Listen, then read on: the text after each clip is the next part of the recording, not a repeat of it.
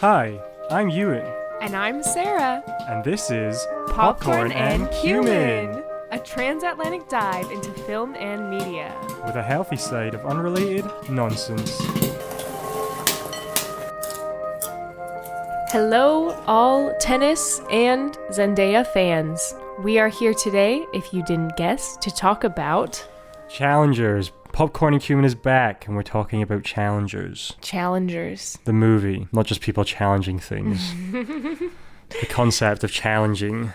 Yes, but before we get into that, we are going to do our classic... It's the segment you've all been waiting for. Again, it's another edition of Cross-Border Factoids.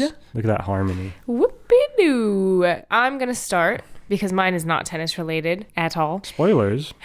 So... my difference between the UK and the US, for our new listeners, I am clearly from America and the United States of America, California to be exact, and Ewan is from the United States of Scotland. Yep. So... not always so united, though. So we'll start off with saying a cultural difference between these two places. So my difference is that in the UK, and I think, well, also Australia for sure, they, after singing Happy Birthday, they sing Happy Birthday the same as us.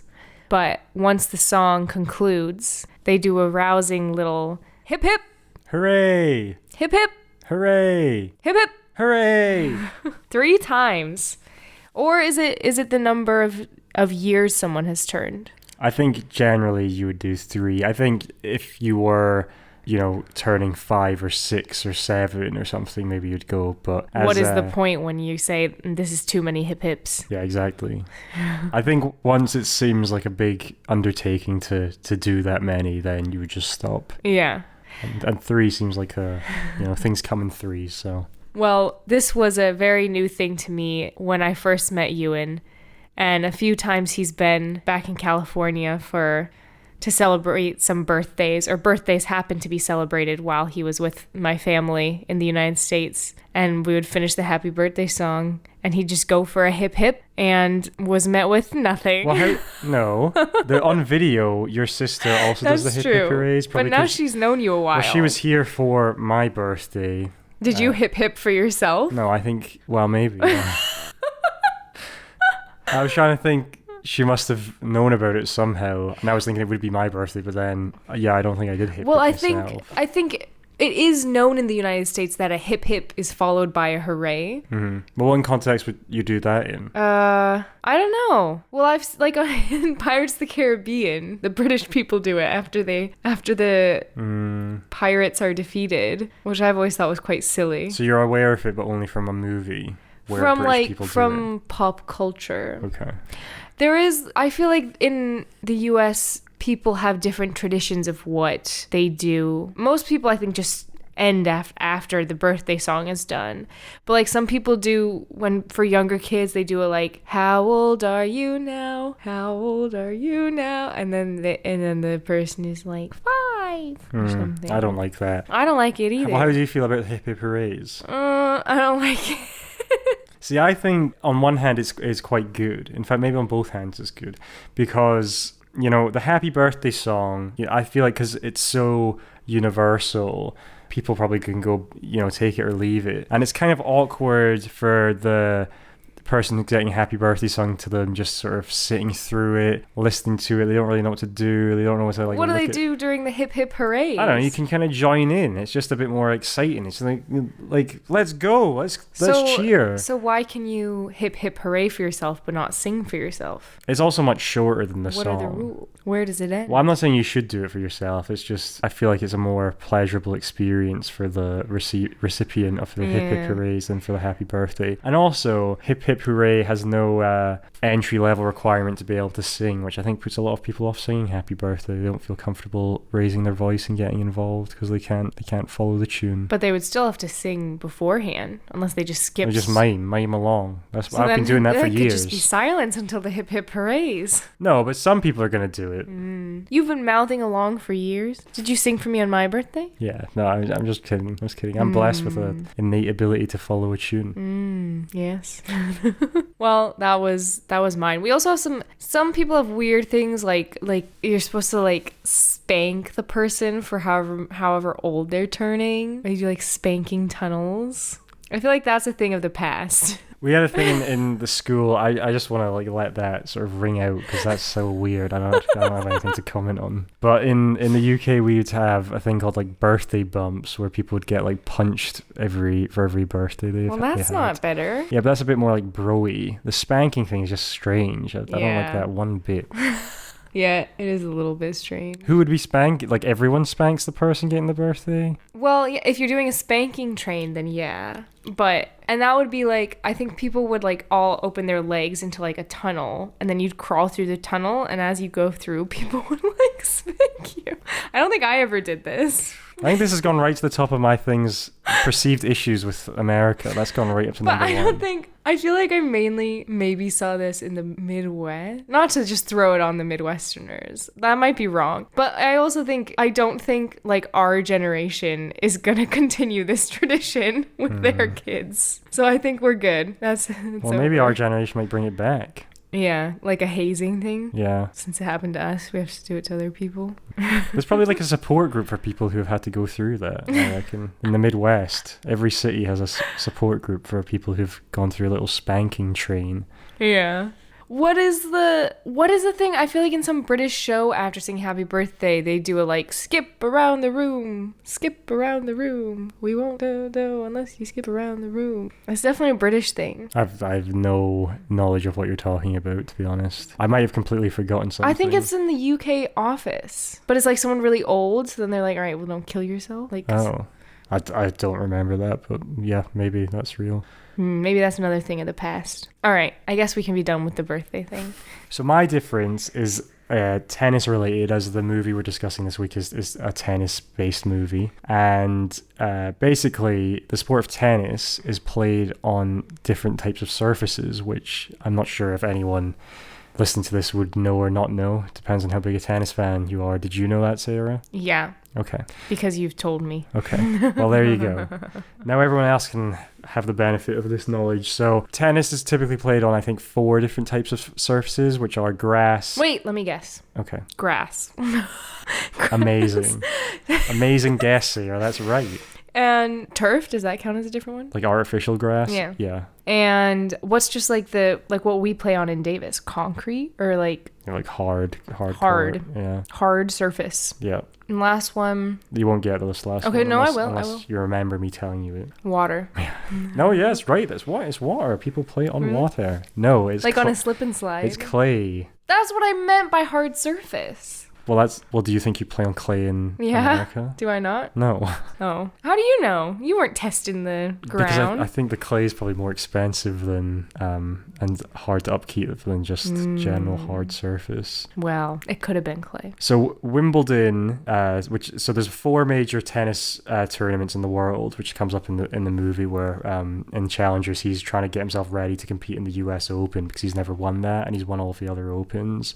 One of the characters, I should specify. So Wimbledon is one of them. That's in the UK, near London. And that's... In London? Yeah, right? Or is it in the Wimbledon? Who knows? Who cares? We're not going. So that's played on grass. And grass is not used that frequently anymore because it's seen as like a hard surface to keep up. Wait, real grass? Yeah, like it's hard to maintain. Yeah. And as you can imagine, like the ball doesn't bounce very well on grass, so it's seen as a hard surface to play tennis on because the ball doesn't bounce very high, which means rallies don't happen very like quickly. They don't go back and forth. Boring. And I think it's like also seen as like a fast surface. Like the game's fast. Like you have to like anything you see, you're like I have to run right to that because it's not going to bounce all the way to me. So it's seen as difficult to play on. I'm not sure if that necessarily has anything to do with like Wimbledon being prestigious or if that's just because Wimbledon's like an old like tennis tournament. Yeah, I reckon they just don't want to change it. Yeah. Because they're like, yeah, we are traditional tennis, which was played on grass. Well, it's like unique, isn't it? Because different players are suited to different types I guess. of surfaces. The French Open is played on clay, and to be honest, I'm not entirely sure how that impacts the way the ball moves and stuff. I imagine it bounces more than it does on grass, but not to the same extent as it does on hard surfaces. I do think I remember that big servers aren't as likely to be able to compete as well well on clay as they are on other surfaces. So if you basically rely on your serve to win every game you're serving on, and then you try and nick a break every once in a while, maybe you can't do that as much on clay. And then finally, the US and I think Australian Open are both played on like hard court, so the ball really zips back and forth and bounces high, which is seen as easier to play rallies on because you have more time to react. You don't have to get as low for things. But who plays it on water? Mermaids. I was discounting the Atlantis Open, which hasn't happened for since the time of Aristotle. But nobody does turf. None of the big tournaments are done on artificial grass, but I think probably some tournaments are done on artificial grass. Maybe some challenger events are on artificial grass. Oh, yes. So do you know what a challenger event is? I'm not sure if it's just like a specific brand of like officially, like whatever the main tennis governing body is, like licensed tournament. Because didn't he it contributes to your ranking? Because one of the characters was saying if he won this challenger event, then he would be in the running to play in the US Open. Yeah, it sounds like it's kind of like an entry level where maybe semi-professionals and professionals who are coming back from injuries and stuff would compete in. Yeah.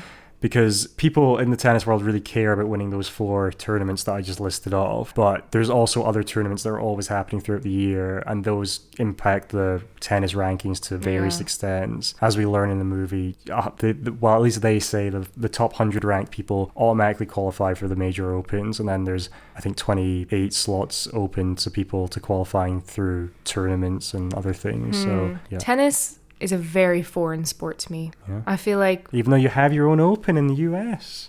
Your open. Yeah, my personal open. I don't know, it's just never... I like playing it sometimes, but I don't like watching it. I think it depends. Like some games, I used to, growing up, I remember there was a tournament, a Wimbledon tournament even, between Roger Federer, who's like and Rafa Nadal, who were the two of the big 4 tennis players when I was growing up, and they played a game, and it was very exciting because they just kept like winning points off each other, and the ball was flying back and across the court, and they were getting big rallies up and stuff. So I think the most exciting part is when they destroy their rackets. I think that doesn't happen very often. Well, then I would be bored. I think that happens much more frequently in this movie than it does in I feel like for some reason I've seen like TikTok compilations of tennis players destroying their rackets. I think it is a much more demanding game than maybe someone who's never played before, or have you just played casually. I've played and I get very angry, so I understand. But at the professional level, you're literally playing for hours on end at like a really high standard. It's really physically draining, and if you lose concentration, I can imagine it being like really frustrating. It's like if you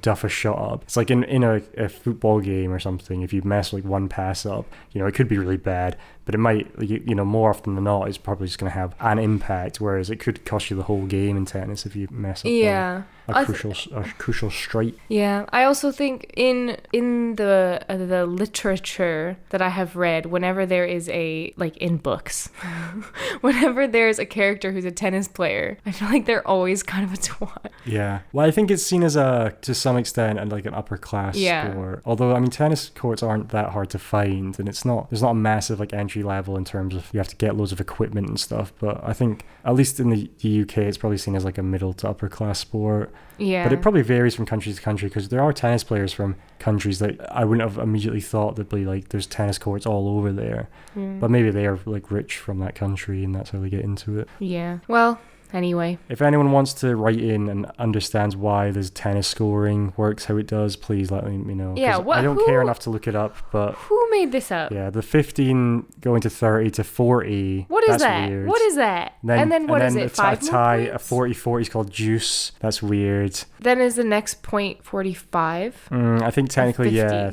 But 45 would be like the winning, like then the game ends, so you wouldn't really. I thought you have to win by like 2 points. Yeah, well, normally you would. If it goes it goes 15, 30, 40, and then if you win the point on 40, then you win that game. So that would be, I think that would be 45 points, technically. 45 to 40, you still win? No, so if it's 40, then it goes to, it's called juice. Deuce and or then deuces? It's just a singular. I'm not sure if it's deuce or juice. It is spelled with a D, but I feel like you say deuce. Deuce. Anyway, Deuce. at deuce, you have to then win a point, then you get advantage, and then you have to win the point that you have advantage on. Oh, because then they would be like, advantage, Zendaya. They never said that at any point in the movie. Advantage, Tashi. Yeah, they maybe said that at one point. Oh, wait, probably not. Advantage. The other guy, Zweig, Patrick Zweig. Pat. And Art something. Donaldson. Art Donaldson.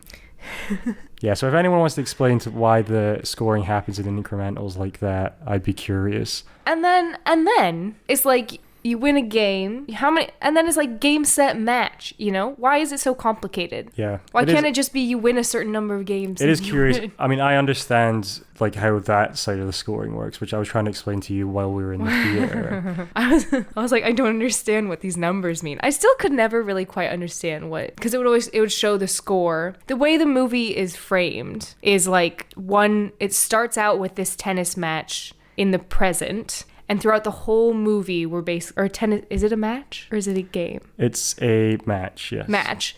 And throughout the whole movie, we're like getting clips of this match intertwined with flashbacks. Yeah. Basically. It's very interesting. Okay, we're now talking about challengers. So now the challengers talk starts. We're going to try and do non-spoilers to begin with, although I can't imagine there's many people who are going into this being like, oh my god, I need to know if there's spoilers or not spoilers for the movie Challengers.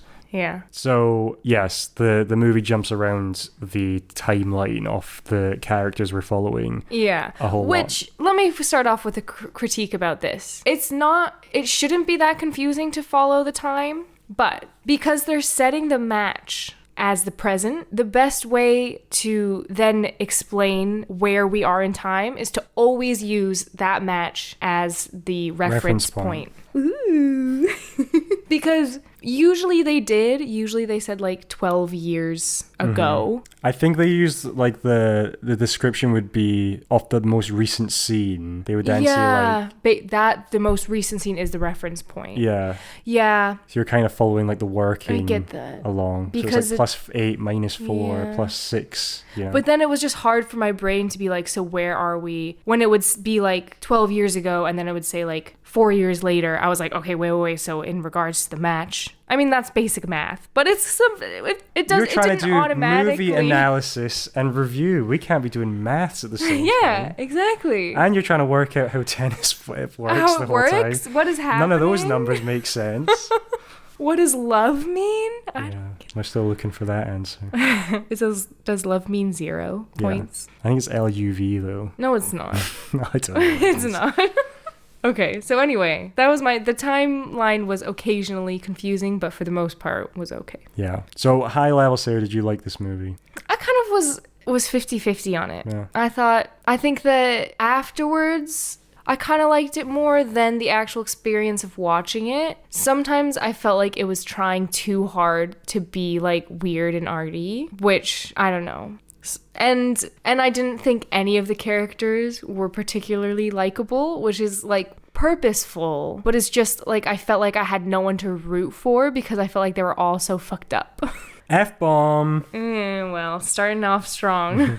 But I still, like, it was an interesting sort of character exploration, I guess. Yeah. I also feel like because I don't really care at all about tennis, that kind of hindered. So I was like, why are they so obsessed with this sport? Yeah. So I think I'm quite a lot more positive on it than you are. I think I really, really liked it. And I think it definitely is my favorite movie I've seen so far this year. I was trying to even think because obviously, I think we sort of declared what our favorite movies of last year were as well. You mean that came out this year? Yeah. So what's it up against? The Fall Guy. That's it? And Civil War, I saw that as well. There's a couple of other things that I've seen. But even if I was to put it up against movies I saw last year, it'd still be coming in quite high, I think. Better than Oppenheimer? It would be like in that sort of ballpark. Really? No, me. I don't know if it's better than Oppenheimer. Better than Barbie? Yeah. No. Are you kidding me? Yeah. No. No, I was kidding you. That's why I said yeah. No. Take it back. Take it back. I take it back. Okay, good. Okay, but you liked it? My fingers were crossed, which means it was not a serious take back. We'll discuss this later. Yeah, so I really liked it. I think I do have a kind of proclivity. Is that the right word? I don't know where the sentence is going. I quite like movies that are like, it feels like they have a lot of like threads to pick at, and it's not always even really clear what they're trying to say, but it seems like they have like a lot of like ideas sloshing around. Because I liked that it was kind of like a character study of three different characters. It didn't really feel like there's necessarily like a main character at any point. Like at one point, or at various points, you think that the main character is maybe Zendaya's character, or it's maybe at the start it seems like it's going to be Art, the ginger tennis player. But then he probably is, maybe you get the least sense into his, especially as he goes older. He's kind of like this, shell of a man. Yeah. So I thought that was interesting. I thought it was very like arty, more than I was expecting, with the jumps in the time and the sort of symbolism they do with wind. I don't even really know what that meant. And the weird techno music. Yeah, there's a lot of techno music. That was so weird. Yeah. But I didn't like. I think that's for me because for me it was like very unclear what the tone was of the movie. Yeah. Like all the time, it would be a really serious moment, and then all of a sudden this like weird techno music would come in, and I'm like, what? What did you think of the shots that were like taken from, as if they were taken from under the tennis court? I actually thought those were kind of cool. Yeah, but what do you think they were trying to say? I don't know. I don't know if they were trying. This is what I mean. I don't know. I feel like they were trying to make you think that they were trying to say stuff, but really they were just like, let's do arty shit, and people will think that it's cool. The director goes to the principal photographer, right? And is that the right word? Or the cinematographer? Or the director of photography? Yeah, anyway. He goes to them and he's like, okay, what I need to see is,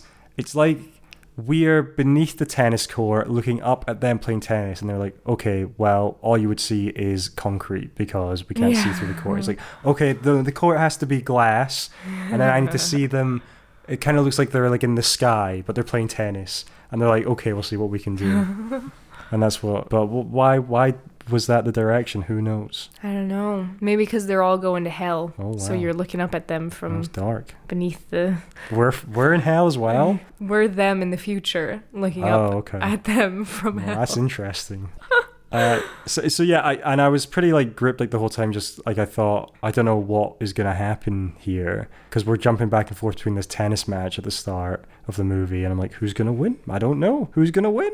Yeah, I did like that as a framing device. Although at the beginning of the movie, when I realized that this match was going to last the whole movie, I was like, we're going to spend this whole movie watching one tennis match. This movie's shorter than a lot of tennis matches. Really? Yeah, and we got to see a whole story. It's shorter than most. Ugh.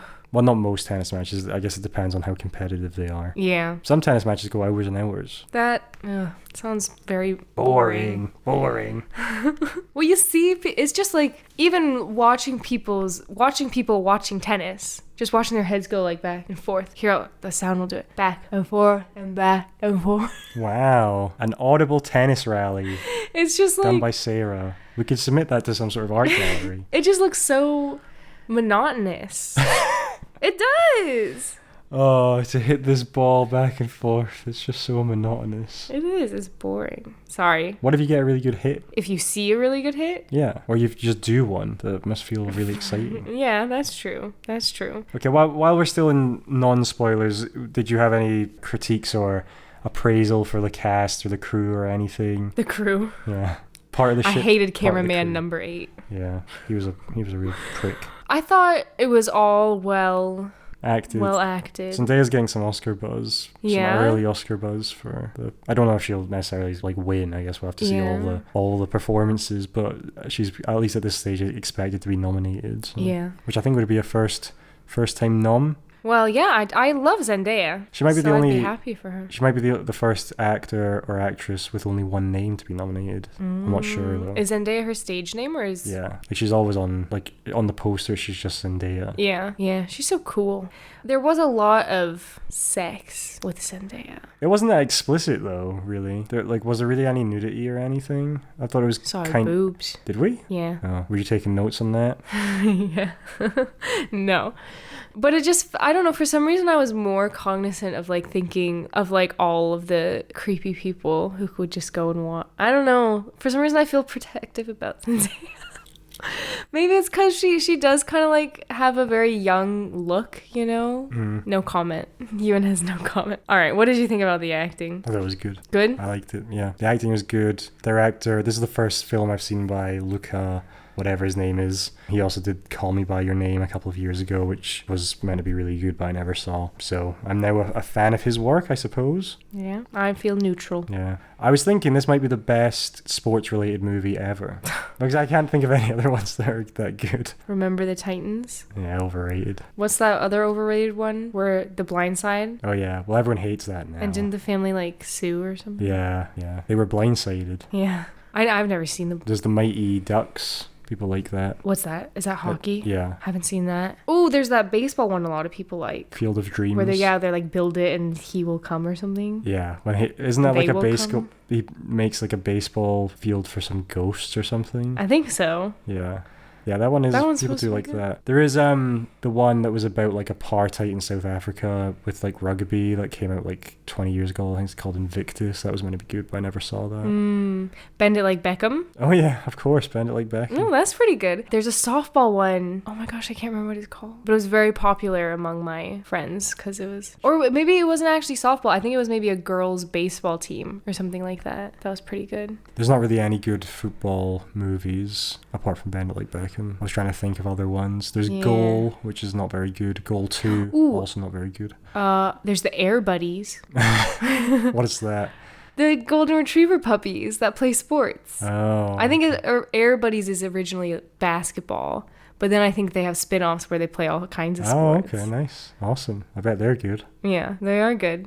That's probably better than this. Okay. Okay, can we go into... Yeah, so I mean, Spoilers I now. would highly recommend everyone, if you're interested in, I guess, romance dramas about tennis, to go see this, or if you just like, in my opinion, good movies. Sarah, would you recommend this movie to anyone, or not recommend it to anyone in particular? I'd say you can go see it if you want to see a movie, but don't seek it out. Yeah, if you have some sort of trauma related to tennis, like you were a failed tennis pro or something, Might be cathartic. and maybe it'll be cathartic, or maybe it might set you into a world of Spiral. pain. Yeah. All right, spoiler time. Yeah. What did the wind mean? I don't know. I think it just meant it was. I mean, I'm not even sure where they were. Maybe they were in Chicago, the Windy City. No, we know where they are, don't we? Where is it? I had a feeling it was somewhere on the East Coast. Yes, it is in New Rochelle, New York, which is like a suburb of New York. Okay, cool. Is that known for being windy, New York? I don't know, You not think like all those Chicago is. all those skyscrapers would be probably good for Yeah. blocking the wind. But it was weird because it was really windy the night before the big match. Yeah. But then the day of the match, it was really nice and sunny. Mm-hmm. I was thinking that was maybe from. Well, at the time I was kind of confused by it, but on reflection, I was thinking maybe the wind is meant to. Zendaya's character Chani. No. Wrong movie. Wrong movie. What's her name? Tashi? Yeah. Oops. Zendaya's character, Tashi, for most of the movie seems to be like very much in control and like is making like she's quite cold to her husband and to Zweig, who we over the course of the movie discover is like her ex-boyfriend from 13 years ago. And they have like a romantic, sort of complicated history. Love triangle. Yeah. Yeah, that's the best way of putting it, really. Did you come up with that idea? Love triangle? Yep. Tashi is always sort of in control. You mean Chani? Do I? No. Sorry, keep going. So she's always in control a lot of the time, it seems like, or at least that's the sort of air she's trying to put off. But then that night before the tennis match, she is really like all over the place, it seems like. She's like goes and like basically begs Patrick to to throw the game. So, because it'll be good for Art's confidence, and she's given Art an ultimatum that if he loses to Patrick, she'll leave him. I couldn't tell if this is another tone thing. I couldn't tell if she was serious or not. I think she was. But then, because he was saying the night before, he was like, say that it doesn't matter, the match doesn't matter, and she doesn't say it doesn't matter, but she says that she'll leave him. Yeah. And she's serious? I think so. But then she says, after that, she's like, she goes to Zweig to say, you have to throw the game, please. Which would imply that she's not going to leave him because she's trying to guarantee that he'll win. Yeah. But then she sleeps with Zweig. Yeah. So I thought maybe it's just she doesn't know what she wants to do. It seemed like she was actually more interested because Zweig at that point has offered or said, would you be interested in coaching me? Because art is done as a tennis player. And it would be a bit bigger story if you could get me, who's always been kind of there or thereabouts with like the pros, but I've never been like a great tennis player. Yeah. You know, this would be like your crowning moment of your career if you could take me to glory. It would be a real janitor to manager story. And she like rejects him like very dramatically, but it kind of seems like that's playing on her mind. She actually is interested in doing that. So I thought that was kind of, the wind was meant to show her inner turmoil to some extent. Yeah. I don't know about the techno music though, like the loud industrial sort of techno. That's or it seemed like it was like Zweig's theme at one point, but I couldn't really get a sense. No, because I think it played. Or didn't it play right after Zendaya got injured when she's like sitting under the tree contemplating stuff? Yeah, maybe. So I could not get a sense of like when and why it was playing. But also now my memory isn't as good about it. I definitely remember it playing because then it took serious moments, and to me it like made me kind of like laugh because it was so like out of place a lot of the time. Yeah, there was a couple moments that were funny. So the biggest laugh that happened in our whole theater was that just the grunting from the tennis. Yeah. Like it's funny how each has like a very distinct grunt. Yeah. And one of, I think the blonde guy, what's his name? Art's grunt to me was appalling. I think the other guy's was kind of a normal sports grunt, but Art's was like, ugh. Yeah. So what are you doing, man? I don't think that was necessarily intentionally meant to be funny, but our audience did seem to find it quite funny. There was quite a few moments throughout where it was like there was stuff that people were finding funny, or I was finding funny, or you were finding funny, but it was never really clear if it was meant to be funny or it just was funny, which is interesting. I don't know how I felt about that. Did you find yourself rooting for any of the characters at all, or did you go into it like rooting for someone and then you were like, actually, no, I don't really root for you now? I wasn't really rooting for anyone, but I was kind of hoping for a demise of Zendaya. Yeah. I was kind of rooting against her. Because I guess she's like the tennis, like she's the real talented one out of the three of them, it seems like. Like she already has an Adidas deal before going pro, and it seems like she has the world at her feet. Before even going to college. Yeah. So she's like they're all good and professional tennis players or have the potential to be that, but she then gets a big injury before she goes pro, which seemingly ruins her chances of... Yeah. Which looked gross. Yeah, that really freaked you out. Ugh. Disgusting. I also thought that was kind of interesting, like in terms of like a directorial choice, because it shows the like lunge and the sort of break, and then there's like a big zoom in on like her whatever like actually happens to her knee. Yeah, and it's not a like in the moment. It's almost like, because it's not even the same background or angle that her knee is at. It's just like a zoom in of a knee just like going sideways. Yeah. It's almost like they could have cut away to someone breaking like a prawn cracker in half or something. Yeah. To show the damage. The Foley team was having a good time with that. Isn't that what they're called? The people who make the sound effects. It's always fun to watch. What do you think they used for the knee crack? I think it was a prawn cracker. A prawn cracker? I feel like they like snapped a twig or something. One twig? How thick a twig do you think it would have to be? Like more of a stick, like something that Luna, the dog, would chew on. Yeah. No, I think that's good. Maybe the Foley team's led by a dog.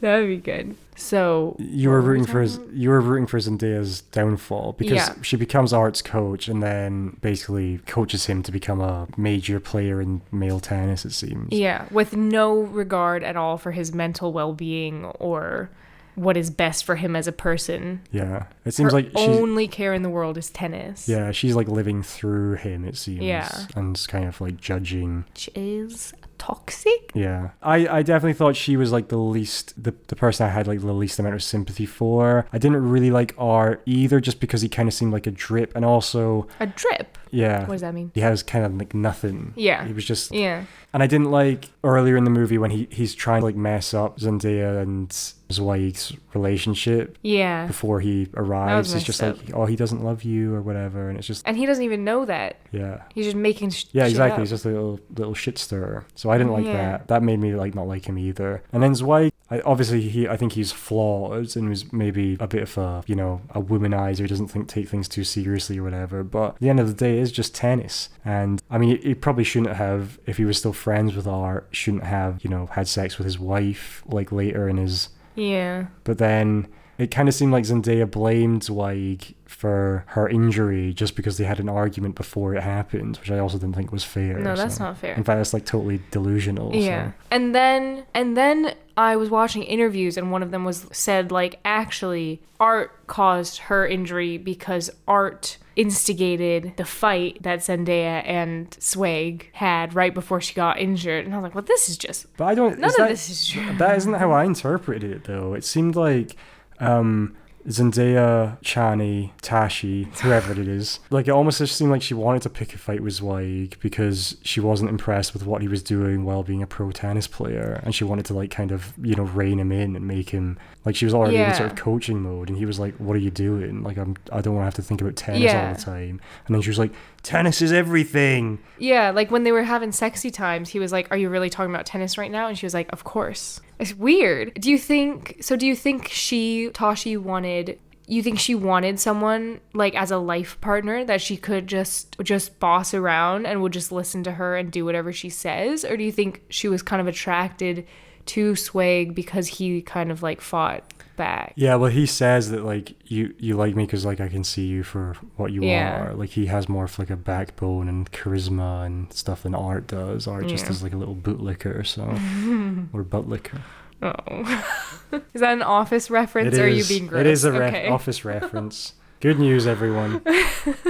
Yeah. But she ended up with Art, who she's just wants to, like, mold into her little... Yeah, but... Because she's a coward. On some level, I think she sees him as, like, her best option for living, like, in the tennis world through him. But I don't think she, like, ever, like, loves him. It doesn't make sense why she... I mean, I guess people can fall in love with, like, different people or whatever, but Art and Zweig, like, through the movie, like, they are friends with each other, but they are very different. Yeah. Yeah. I was rooting for them to get together. Yeah. Either as friends or as lovers. I would have been happy with either. Yeah. Which is I kind of got that in the end. Yeah, we did see them kiss as well. Yeah, we did. They talked about their first sexual experiences with each other. That was weird. So, yeah, I thought that would have been a nice ending as well. Yeah. Okay, so what do you think about that ending? I mean, that was kind of the ending, wasn't it? Because they end up, like, hugging. Yeah, so just in case you don't remember, the ending is they're playing in this tennis match, this all-or-nothing tennis match. The stakes are that Donaldson's never beaten Zweig before, even though he's won loads of major tournaments and whatever. And they get really close. Zweig, we're not sure if he's going to throw the game or not, because Zendaya's asked him to, and he says that he would do it, but we're not sure if he's going to do it. He did say, like, agree with Zendaya that it was going to look like he was, like, not just throwing the game, like he was going to actually try. And then he just starts, like, serving faults. And then probably my favorite moment of the whole movie, there's a callback to earlier where Zweig is unwilling, this is 13 years earlier, Zweig is unwilling to disclose whether or not he slept with Zendaya.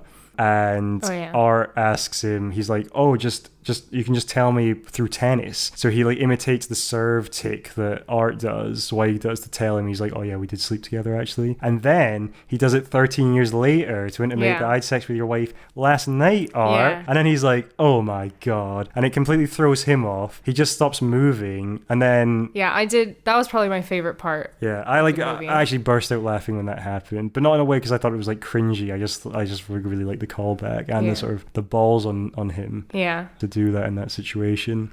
And then they have a really good tennis little rally, and then Art goes to hit a big shot, and he just jumps over the net, and they embrace, and the movie ends. Credits roll. Yeah. Who did he hit the ball? Whose point was it? I don't think you see. Okay. I think the point would have been either gone to Zweig or just been abs, like, it would have been done it over, because I don't think you're allowed to jump over the net or touch the net. So. But then the last shot is, like, Zendaya stands up, and at first she looks like she's, like, yelling in anger, but then she kind of, like, laughs. She shouts "come on" as well. Yeah. Which she shouts earlier in the movie when she beats someone in a tennis game. And she says, there's a callback where she's just like, I just want to talk about tennis and see good tennis or whatever. So maybe that's what she was like, this is what I wanted the whole time, to just see some good tennis. Yeah, well, I think that must be what it is, because I was confused by the ending at first, because I was like, it felt like the whole movie she was trying to pit them against each other, and she was kind of like, she's like ruined their friendship. So to see them hugging, I was like, why would she be cheering to see them hugging? But I don't think she cared about them as people, or that they're like love each other again, she was just like, yeah, that was a good rally. Yeah. That was good tennis. Yeah, it is. Would you say she's like almost kind of like sociopathic or psychopathic in the way she doesn't seem to care? I don't know, like she doesn't seem to care about or Swig, or like have any sort of care for their feelings or whatever. It's just all about tennis. Yeah.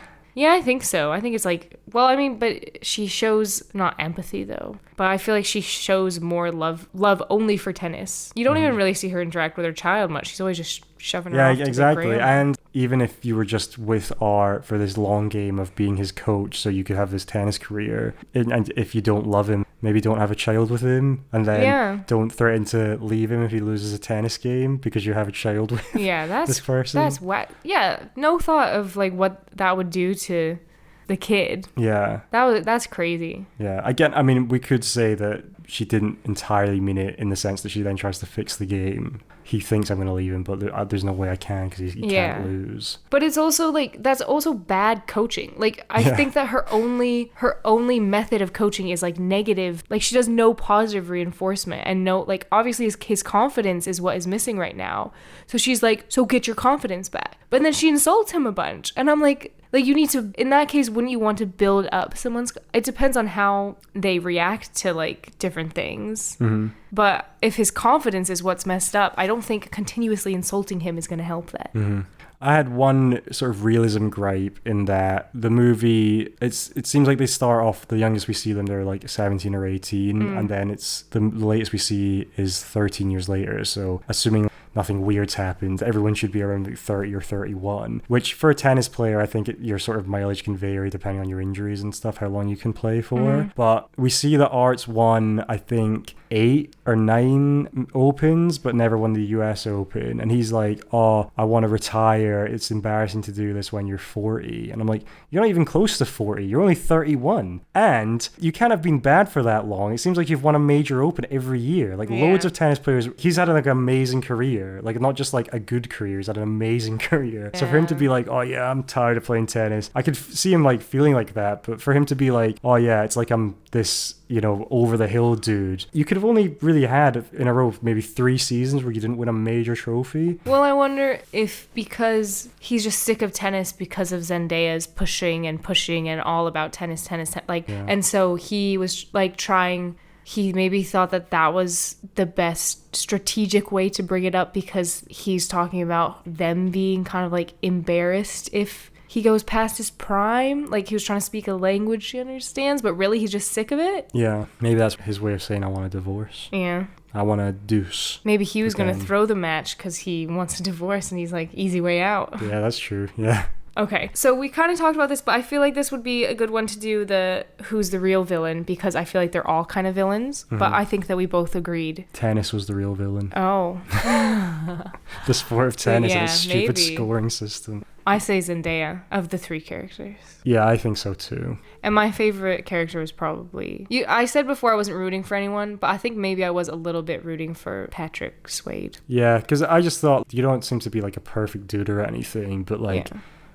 I don't know. It seems like you've kind of just tried to do your best a lot of the time, and you have faults. Let's just see him win. And I was also like kind of like, Art, you're meant to be the big tennis player, or whatever. I want to see the underdog win. Yeah, I agree. Are we ready for some trivia? I'm so ready for some trivia. Yippee! All right. So for when they were filming the tennis games, well, first of all, Zendaya had to go through a lot of like tennis training. They all had to get in shape and like watch pros and try to like copy their movements. They had someone choreograph every game so that they knew exactly how each... So they were definitely like, that was them hitting. So they choreographed it, but then apparently a lot of the filming, they were actually just holding racket sticks, like not the net part. Was that a CGI ball? It was a CGI ball and a CGI what will racket. They CGI next? Yeah, for most of it. I mean, I'm sure sometimes they had a ball, but yeah. That probably means there's some good stock footage out there where you could like CGI like a lightsaber in instead of a tennis racket or something.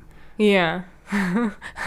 But I think the reasoning was because they were supposed to be swinging it like with the strength and intensity of these like professional players, that they could like swing it harder without actually like injuring themselves. Yeah, without the resistance of the, I don't know. That's what BuzzFeed says. And don't reveal your sources. We got that from the set. I have multiple sources actually. The director's style is to film most scenes only like 1 or 2 times, so they don't do a bunch of takes, which is probably nicer for the actors because it's probably exhausting doing the same take over and over. But I feel like I would not be that way as a director. You'd be the exact opposite. I think I'd probably be more leaning towards that. I'd be like, excuse me, can you move that apple half an inch to the left in this take? I feel like I would be more like, unless someone properly messes something up, or it's just totally like I'm watching it, I'm like, this is not my vision at all. I would be a bit more, it was good. Yeah. We're all professionals here. You're a professional actor. Read the lines. Do what I told you to do.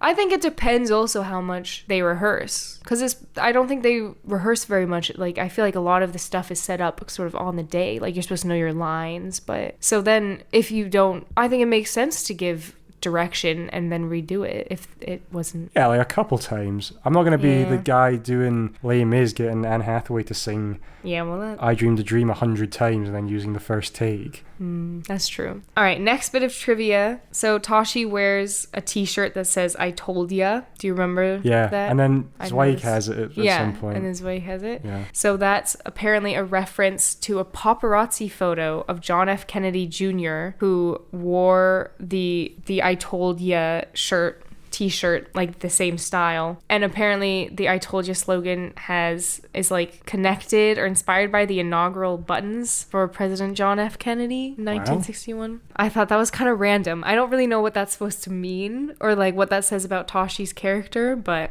there you have it. Also, the screenwriter of this movie was Justin Kuritzkis?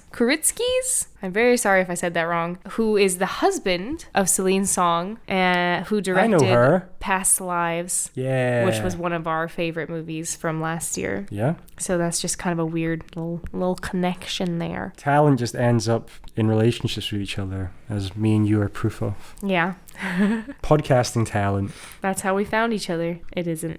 Another little bit of trivia for you. I'm not sure if this was on purpose or not. This is making it seem like it is, but the first names of our 3 main characters, Art, Tashi, and Patrick, are an acronym for the Association of Tennis Professionals, the ATP. Oh, yeah. I know them. That's the tennis regulatory body that I was trying to think of earlier in the podcast. There you go. It's nice how that all went full circle. Yeah. The last bit of trivia I have is that Zendaya was cast in the role because it's mandatory for any person who's played the main love interest of Spider-Man to act in a tennis-based movie. Because Kirsten Dunst, who was Mary Jane in the Tobey Maguire Spider-Man movies, was in a movie called Wimbledon. And then Emma Stone, who was in the Andrew Garfield Spider-Man movies as Gwen Stacy, was in a movie called Battle of the Sexes, I think. And now Zendaya's in this. So that's why she was cast. There you have the trivia. Do we have anything else to say before we go pick up our fish and chips for dinner at 10 p.m.? Woohoo! Yeah, I mean, I just liked it. It'll be interesting to see what might displace this for my number 1 by the end of the year. I'm sure you'll be able to follow this ongoing ranking in my head, which means ultimately nothing to anyone else. You'll all be kept well up to date with that. And I apologize to all the big tennis fans out there for all of my tennis hating throughout this podcast. Yeah. Feel free to yell at me. You get to hit Sarah with a tennis racket when you see her next. Maybe it's because I'm not very good at tennis and I'm bitter about it. No, you're okay at tennis. I think For someone who seems to hate it so much, you're pretty good at it. It makes me very angry. That's why I feel connected with all the people breaking their rackets. Do you think you would do that? Yeah. Maybe not in front of all those people. Well, maybe I would. You go back into your dressing room and just break everything? Yeah. Or I would probably be more likely to just like throw my racket, which is probably more frowned upon. Yeah. But on some level, I can understand the sort of need to sort of physically, get rid of your aggression in some way, just hit the tennis ball. Hit it really hard. But that has to be controlled. I need an out of control movement. You can hit the tennis ball in an out of control way. But then you would lose the point. Just to hit it not as part of the game. Oh, but then you could hit someone in the crowd or something. Whatever, they'd be okay. Okay, wait, one last little bit of trivia is that the person who played the umpire is Zendaya's like personal assistant. Another Nepo hire. Yeah, and I think they're in another movie with Zendaya. Great. Well, stay tuned for the next Popcorn Cuban. We're not sure what that'll be on at this point, but who knows? If you want it to be Twilight, tell us. Let us know, yeah. Tell us in the comments of any of our Instagram posts. Just say Twilight and we'll know what it means. And remember to rate us on whatever podcasting platform. Leave a review if you want. Make it nice though, please. And share the podcast. Tell people about it. Engage with our Instagram at popcorncumin. And if there's anything you think would be good for us to talk about on the show, let us know. Anything like that. And don't forget to have your daily bowl of popcorn. Yum, yum, yum, yum. Goodbye.